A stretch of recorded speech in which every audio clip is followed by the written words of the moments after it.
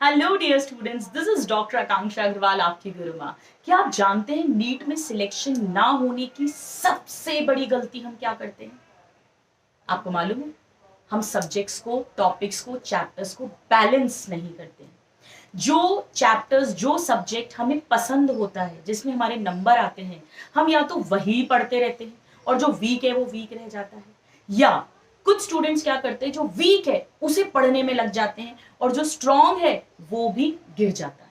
ऐसा बहुत होता है स्टूडेंट, स्पेशली ड्रॉपर्स के साथ ऐसा बहुत होता है कि मान लीजिए फिजिक्स के कारण सिलेक्शन रुका है तो वो फिजिक्स ही फिजिक्स पढ़ते रहते हैं और बॉटनी जोलॉजी जो उनका बेटर था वो भी डाउन हो जाता है क्योंकि उसे उतना समय नहीं दे पाए।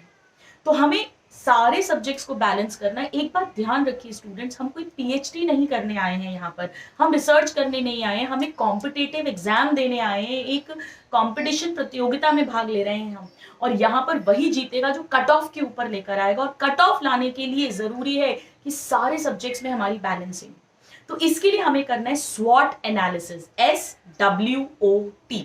एस मतलब स्ट्रेंथ, W मतलब वीकनेस, O अपॉर्चुनिटी यानी अवसर, और T मतलब थ्रेट यानी खतरा।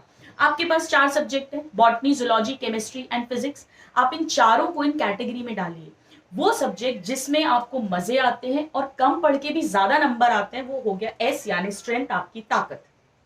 O सेकेंड बेस्ट जो है वो अपॉर्चुनिटी, अवसर है। थर्ड वीकनेस जो तीसरे नंबर पर आता है, जहां काफी मेहनत करनी पड़ती है तो आ जाते हैं। और टी मतलब थ्रेट यानी खतरा, जिसमें बहुत मेहनत करते हो फिर भी 40-50 नंबर पे अटक जाते हैं। अब हमें करना क्या है?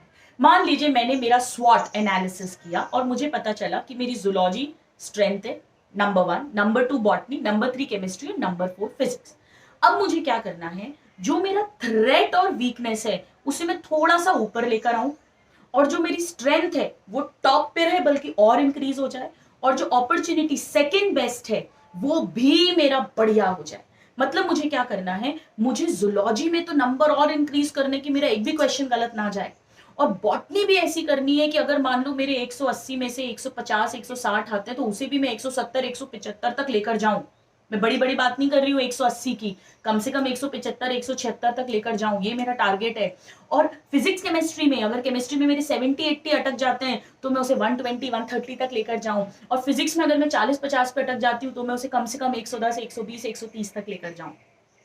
यानी मैं क्या कर रही हूँ, मैं जो स्ट्रांग है उसे स्ट्रांग रख रही हूँ और स्ट्रांग बना रही हूँ, क्योंकि उसमें कम मेहनत करने पर भी आपके नंबर बहुत अच्छे बढ़ जाएंगे।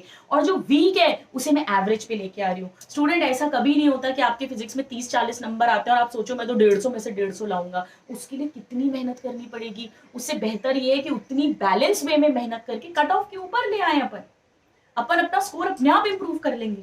तो ये सबसे बड़ी गलती होती है कि या तो जो वीक है वही पढ़ते रहते हैं हम, या जो स्ट्रांग है वही पढ़ते रहते हैं। आज से ये गलती मेरे किसी स्टूडेंट को नहीं करनी है। हम बैलेंस अप्रोच के साथ पढ़ेंगे और इस कॉम्पिटेटिव एग्जाम नीट 2024 को निकाल के ही मानेंगे। God bless you.